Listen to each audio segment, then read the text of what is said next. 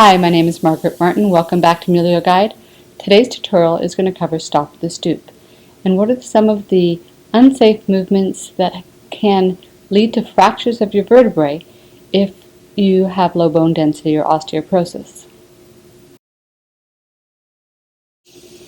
Many of you have most likely read or heard that you reach peak bone mass somewhere between the ages of 25 and 30 years of age. Then, all things being equal, as you continue to age, women tend to lose bone at a faster rate than men do because of the loss of estrogen that occurs with menopause. When you start to incorporate regular, healthy, vigorous exercise, you can start leveling off and sometimes even increasing your bone mass. We won't have quite enough time in today's tutorial to go into the intricacies of why vertebral fractures happen. That is a much more detailed tutorial on the website.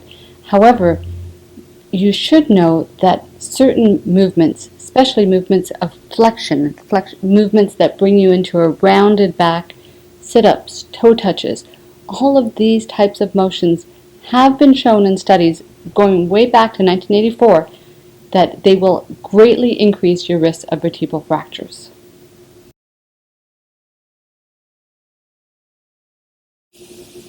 We have two types of bone in our body, cortical bone and trabecular bone.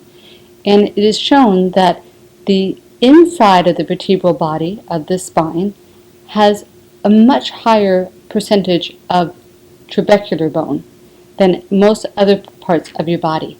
So especially your mid-back is a location that's much more vulnerable than other bones in your body when you're imposing unsafe forces to it.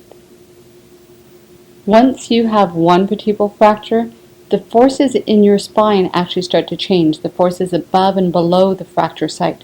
So then you're at a much higher risk for a second, third, and fourth vertebral fracture. The key is to prevent your first vertebral fracture.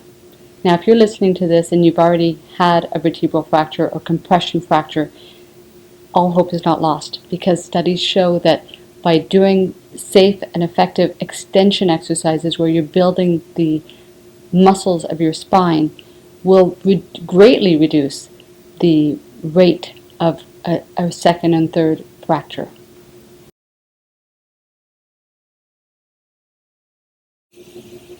Now, I mentioned that unsafe exercises can cause fractures of the spine, but it's not just exercises that we need to be concerned about. It's all the activities that you do day in and day out.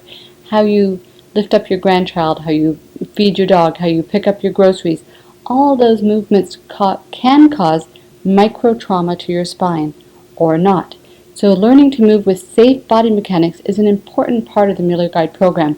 We provide hundreds of examples from working in your kitchen, making your bed, picking up your grandchildren, feeding the dog, that gives you tips and ideas to start incorporating into your day-to-day life. In tomorrow's tutorial, we're going to look at the key principles that are needed when you're looking at a bone building exercise program. Look forward to seeing you then.